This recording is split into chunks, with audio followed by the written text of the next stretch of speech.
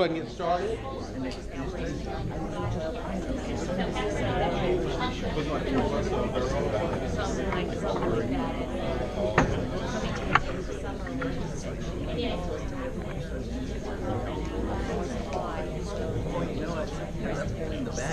Okay, let's go ahead and get started. Go ahead and get started.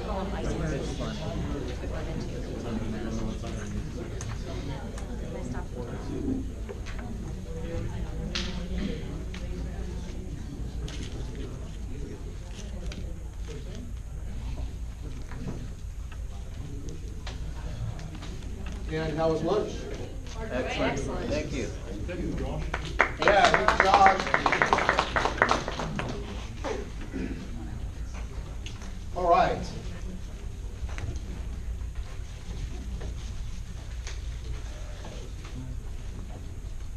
Somebody's fortune was interested in higher education, whether material or spiritual. Isn't that cool? Where are you? She's not in the room. Oh, there you are. Nice. Thanks for sharing that. Big round of applause for you. Congratulations. That's awesome. And this gentleman shared with me that he closed a 16-unit building in San Diego, right? And what was the commission on that? My portion was $58,000. $58,000. Isn't that nice? Yeah. Thanks for sharing that. I really appreciate when you share those stories with me. And then you have a San Diego one right here, and then where's Eric? For San Diego right there as well. So, are you from San Diego? Well, when I got an order in the military to San Diego, and I stayed there about 6 years. I live in Temecula. Okay. And if it's for a $58,000 commission, I'm from anywhere. Where's our military folks? Stand up, military folks. Past or present military. Awesome. Give round of applause for that. Appreciate your service, of course, very much. You guys checking out Rim's card? Nice, huh? Residential in the back, in the front, commercial in the back, or commercial in the front, residential in the back, kind of perspective. I thought that was pretty cool. All right, so we're looking for help. The great news is we're growing and expanding, and that's awesome. But the problem is there's only one Michael. And I had somebody that was shadowing me for about a year. I was just talking with Rue about this. And one of the things I talk about a lot is following your dreams and your passions, and don't die without getting those things done. And he was listening, so he says to me after about a good year, really over a year, he said, Michael, it just keeps resonating with me, and so I decided to be a pilot. So now he's decided to be a pilot. It's great. So sure with the shadowing. If you have a passion for training, we're looking for coaches. I will set you down this path and show you how to do that. If that's something you have a desire to do, I'll be honest with you, you're not going to make a bunch of money in the beginning. Do you think I made a bunch of money when I first started doing this? No. Do you make a bunch of money in real estate when you first start? Not usually. It takes you a while to get going. So I'm just going to put that out there. In the beginning, it's not like, you have to get trained. So to get trained, it's your time. But if that's something that you're interested in, you can definitely make a lot of money in time, for sure. The money will show up for you. I can promise you that. But I just want to point that out to you that we are looking for help for trainers, people that do my classes, and for coaches. So if you're interested, come see me and give me your card, and I'll call you, talk with you, and kind of share with you how give you some more information on what that looks like. All righty, well, back to this awesome panel. Man, are these guys the bomb or what? Yeah, well, let's just jump right back in then, and let's talk about what are you doing to prepare for a shift? Because we've all heard things like a shift is, could happen, and in fact, we're due for a recession. And I know Kathleen is a lender, and she does economic forecasts, and so she has some real strong opinions on this. So let's talk about what your forecast is, or what you think, and what you're sharing at some of your meetings. Don't shoot the messenger. So, and I'll put this into context. If you were sitting in a room like this in 2006, would you have hoped that you had had some information shared with you about what possible issues there could have been in the subprime lending market and the tail risks that would come, or the things that would come after that? How many of you would want to know? Okay. I mean, you're crazy. This market's gonna last forever. So recessions to me are not that scary. I've been in business 21 years. We've had a couple of recessions during that time. It hasn't been a deal killer. What recessions do is just gets rid of the people that shouldn't have been in the market to begin with. And that's a good, healthy thing. It's called creative destruction. What I'm more concerned about is an illiquidity event similar to the Bear Stearns Lehman meltdown that we had in 2006 and 2007. So just as a very quick refresher, what happened is that the credit rating agencies had this narrative that if you had a 720 FICO score or a 680 FICO score or a 660 FICO score, it evolved over time, that you would never default on a loan because it hadn't happened. And so based on those assumptions and the credit ratings, a lot of banks, portfolio managers, pension funds, to the tune of about $9 trillion invested in the mortgage-backed securities market and the private label market. What happened then is that Bear Stearns one day came along and they were issuing bonds that were backed by their loans that they had made, and the bonds didn't sell. It was an illiquidity event. It was an event. It was a moment in time. And based on that, 6 months later, Lehman Brothers was out of business. We had the whole thing going on with TARP and the government and the Federal Reserve stepping in to provide that liquidity that we needed. And at the time, China was growing at 12%. Europe was growing at 4%. The United States was on a growth pattern. We weren't in a recession. And still, the banks stopped lending because there was fear in the marketplace and they couldn't sell the loans that they were generating on the secondary market. So as a real estate professional, I think what we're looking for are what are the potential illiquidity events that could happen in the world, not just in the United States, in the world that could create a banking crisis or some kind of an illiquidity episode, period of time in the United States, which would turn our market around. And right now, what I see is there's a big banking crisis brewing in Europe because Europe did not do the kind of banking reform that we did here in the United States. And Deutsche Bank is a good one to watch. They are the largest bank in Europe. They, right now on their books, they have somewhere between 35 and $50 trillion worth of derivatives. The entire GDP of Germany is less than $10 trillion a year, right? Our GDP is about $19 trillion a year here in the United States. So the issue is that the German government isn't big enough to bail out Deutsche Bank, and Deutsche Bank's value has gone down over 50% in the last 12 months as far as share price. And they've passed, bless you, legislation they've passed laws in Europe, and we also have it here in the United States, that the next time that there's a banking crisis, that the shareholders, which is a fancy way for saying depositors, can be asked to bail in the banks. So let that sit with you for a minute. Remember a couple years ago when there was a banking crisis in Cyprus? How many people remember that? There was a banking crisis in Cyprus, and what happened? Depositors lost money.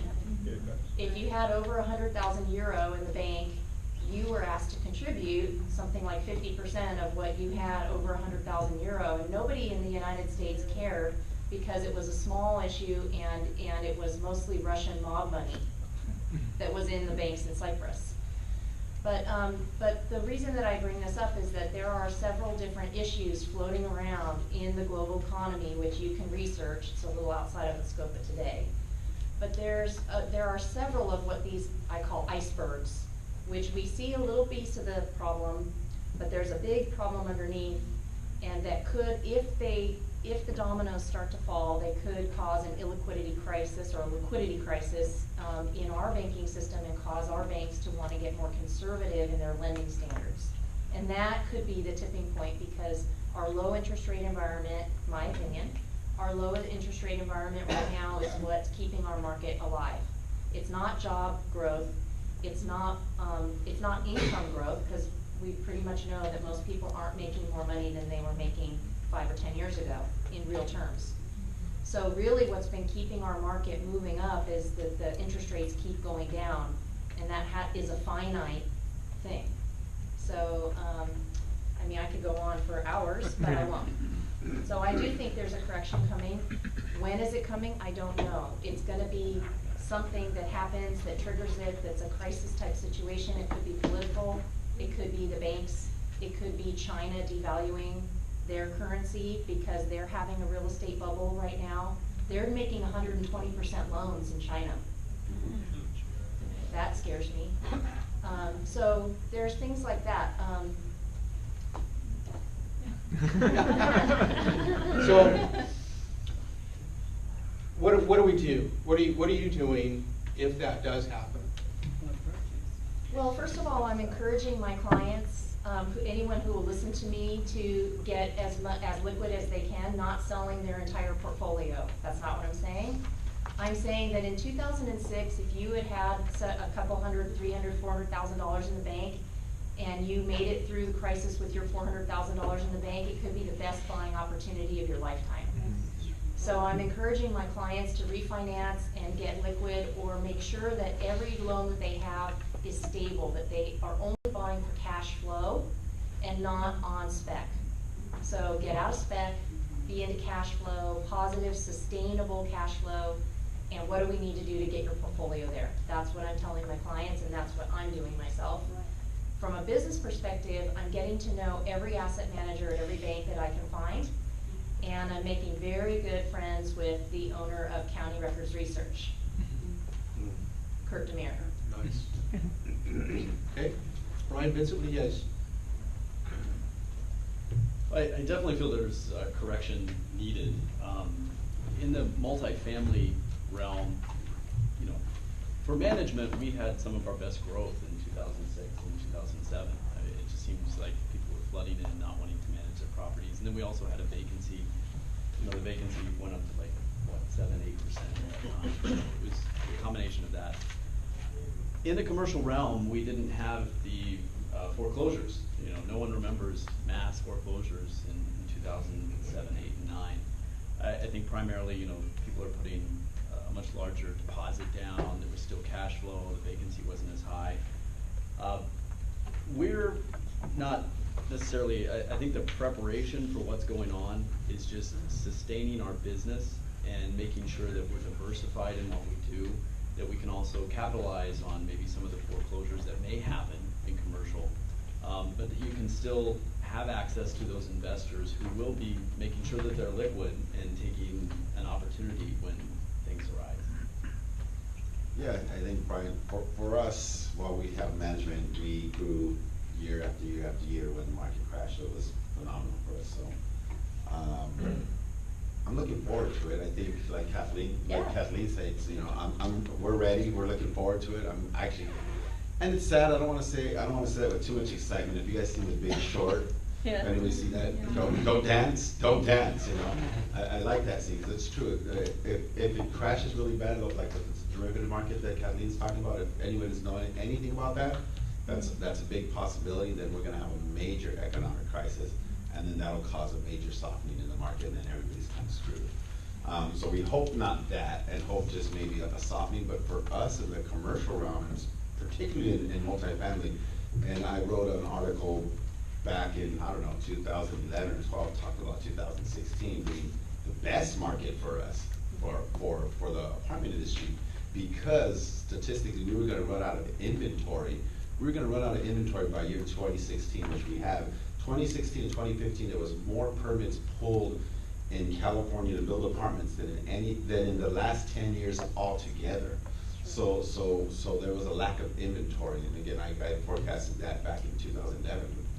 Was it, I don't know if it was this seminar that we spoke, but anyways, our market's gonna get good, because right now what you have a lot of people who have a tightening of inventory. It's very hard to get apartments. If you guys are out in our business, you know how tight inventory is. Inventory will loosen up because cash flow will start to become, cap rates will go up as interest rates go up, cap rates will go up, product will start to look better. And the rental market it's always gonna be strong in Southern California, primarily because people need somewhere to live. And with vacancy rates down to 2%, if we have a major economic crisis, well, we're all in trouble. And then that's when our management side will really kick ass and we'll blow up management. So we're okay if there's a major economic crash, because what happens is investors who are self-managing say, I don't know what to do, I'm running at a 10% vacancy, I'm screwed. Knowing asset managers at that point will probably be a good idea. For those of you who know the Jerry Buss situation, how he got his money, that's how he got his money. When the market crashed, they were managing apartment buildings and they just took them over and carried notes. But anyways, the apartment industry is going to be good. I think with interest rates shooting up, which they're going to happen, I think it'll happen right after this presidential race. We'll start to see a shift in the interest rate. Primarily Republicans and Democrats running the House, and the president, everyone wants to keep everything looking pretty.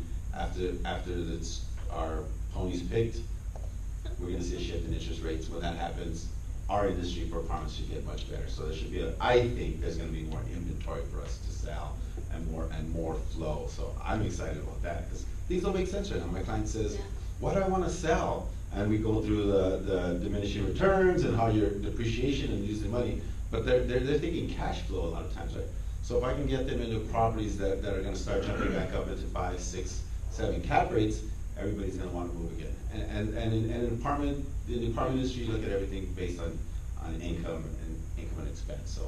So I'm excited about it. I'm really looking forward to it. It's sad because I hope it doesn't happen as bad as it could happen. Mm-hmm. And I think Kathleen knows exactly how bad it could get, as do I. But I don't think it'll get that bad, hopefully. And then there'll just be more inventory for us on the commercial side. So for you who are getting into the commercial side, this market will stay solid because it stayed solid even when the market crashed. It stayed solid. When the market crashed, the apartments didn't. Everybody expected foreclosures in the apartments. It never happened. It never happened. So this market will get better. So if you're getting into commercial, this market will definitely get better. That's what I foresee. Well, same thing, like they said, we have, there's a history, and the history repeats itself, and every 7 to 10 years we have a shift in the market. And as I stated earlier, we have to be ready and be prepared for it. And what I tell real estate agents is whatever you're making now, save a little bit because you're gonna need it in the down market. Don't spend all your paychecks, have some money saved aside, because if you wanna go after the REO market, and if you wanna take REO listings, believe me, REO listings are not cheap. There's a lot involved behind it, and there's a lot of expenses, so you wanna have that money saved aside for you to be able to do any REO properties if you wanna proceed that business at that time. It is coming. I don't think we'll see it as bad as we saw it 2006 and 2007, but there's going to be a shift. And I am seeking all of my asset managers, REO department, anyone who I have connection with. Actually, the listing that I'm taking, it is going to be coming from an REO asset manager, the school and / church that I talked about. So I am preparing myself through my asset managers. And I am saving money to invest because I missed the last shift when everybody was investing and flipping. I want to be able to have some money just like my investors doing and be able to become a better investor and invest more money in real estate as well. So that's how I'm preparing myself. Awesome. I didn't know that about Jerry Buss. That's interesting. And remember, it's cyclical, right? I mean, not cyclical. It's local. Real estate's a local market. And so I remember in Long Beach, because that's where I'm at, you have pockets. You have pockets of Naples and Belmont Shore and Belmont Heights and Bixby. Those areas really didn't get impacted very much at all on the commercial side, specifically. But some of the other areas did on the commercial side. And so it's specific to product type too, where multifamily, as you said, stayed pretty stable. What you've heard me talk about that in my classes, why I like multifamily so much, because multifamily, people started losing their homes, and so they needed to rent, and so the supply, the demand, I mean, for apartments and rentals stayed somewhat stable, where your office, your industrial, if it's office, people stopped leasing up space. Your industrial, people stopped manufacturing. Retail, people stopped spending the extra money. Land, obviously, they're not gonna build during those times. And so think about that as you're looking at other product types, and always consider, that's why I really like that multifamily product type a lot. It's kind of a, it's kind of shielded from, multiple market shifts that might happen. That mixed use got hit really bad too, but again, it was specific to certain areas.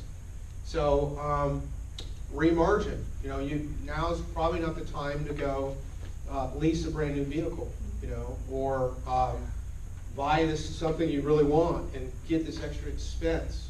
Now's probably the time to start looking. I remember, as an owner, Gary was honest. Gary was honest hard about going back to your P&Ls and looking at it with every little thing. Where can I squeeze? Where can I cut back? Cut this down. Do I really need this? Do it now and position yourself. Get ahead of it. Remargin now. Get those expenses down now. Because once if it shifts, nobody, it happens, right? It just happens, and then all of a sudden your money's tight.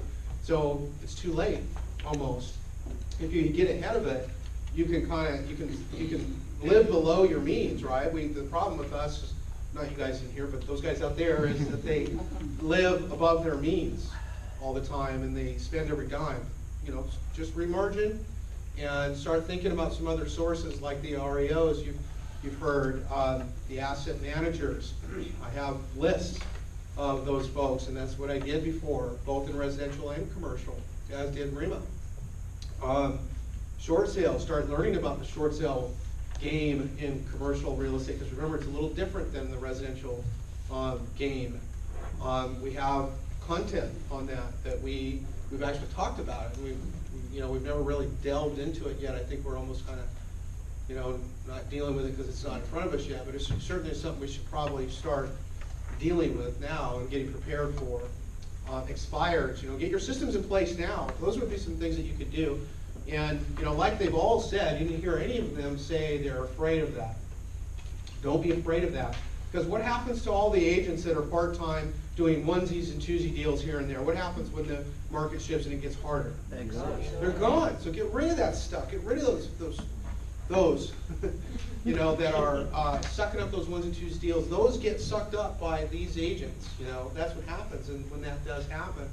And so you've heard me say, my strongest markets have been in down markets, both in volume and sales and in acquiring wealth, because people don't buy. It's hard to find anything in this marketplace. It's just crazy. The deal that you just did in Roswell or Belmont Heights, oh my gosh, almost $1 million for 3 units, right?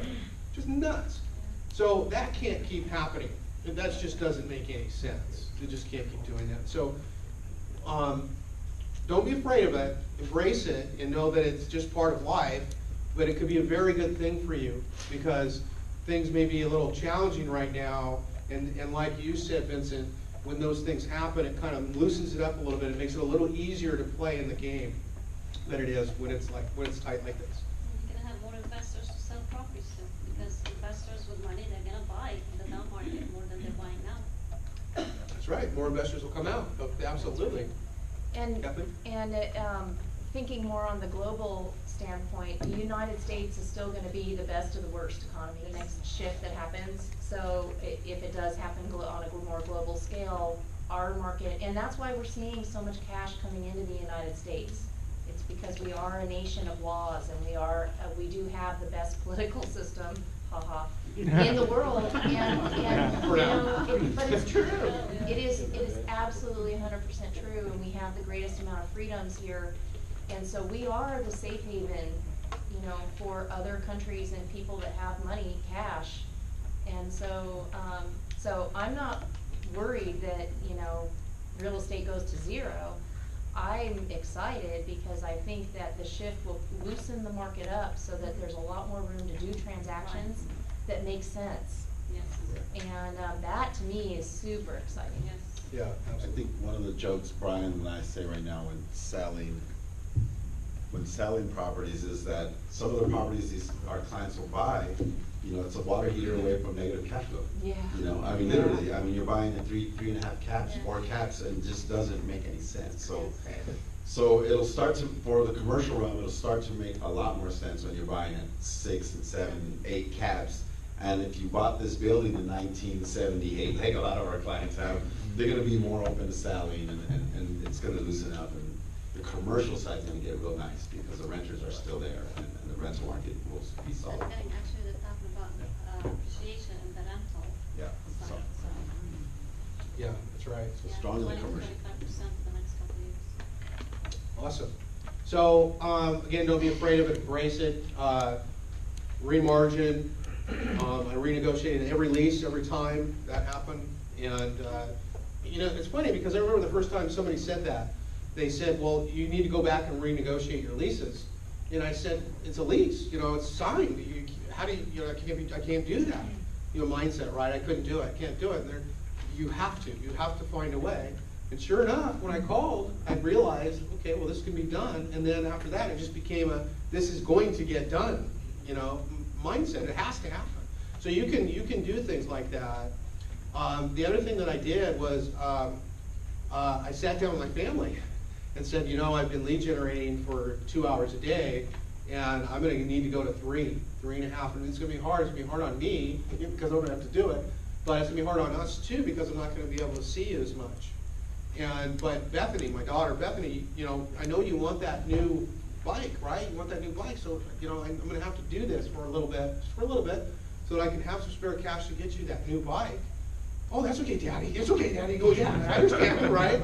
I mean, you know, that's really what happens with that. But I had the conversation. I went to more time because what were all the other agents doing? Less time, panicking, being afraid, scared, running, going and getting full-time jobs or doing something else. So guess what happened to my business? I captured all of their business. Okay, so don't be afraid of it and embrace it, and you can actually do extremely well, as they've all said. And I think something you can do now is study, you guys. Remember when I got into this business, the one thing I did is I learned everything I could learn about it. I read every book, read every newspaper. I can tell Kathleen does the same, and I still do it because I wanted to have more knowledge than the next person when they had a question for me. What do you think? You know, obviously it's an opinion, and it's different on your end than it is on our end. So if you know more about the commercial world, like Rima was saying about rents appreciating, you know, I mean, Brian and I write for magazines, and we speak at different functions, seminars for the apartment world. And you know that there's double-digit increases happened last year, double-digit increases in rents this year in some areas. So, I mean, the rental market, the more you know about the rental markets, the more you can talk to the client, the more they know that you're an expert, and if you present, and not only just talk, but dress the part too. I mean, you'll never see Brian and I walk, I mean, other than Casual Fridays, I mean, we're always in a suit. We don't necessarily have to be, but we are, because we're the experts in the industry, and we built that by, one, studying it, one, we managed 2,000 units, so we know a little bit more than your average person, but really just, I mean, before we had 2,000 units, all we had was the knowledge that we can get from reading, and you can get a lot from reading and researching, and getting the apartment age and apartment magazine, all these different, you know, I sit on the Woodhill Apartment Association, I'm a past president. I'm getting active in these organizations so that you can become that expert, so when you do talk to somebody who wants to sell commercial real estate, you're the expert, you know. When Marcus and Millichat talks against, if I'm going up against a Marcus and Millichat guy, I got him all day long. He doesn't know half of what I know because he's just an agent. So by studying, that's where you're gonna get that information and have the tools to be able to know and talk the language that a landlord or an investor would know. So that'd be my suggestion as well. Just become an expert in the field. I mean, really, really become an expert, you know, by simply studying. Yeah, great point.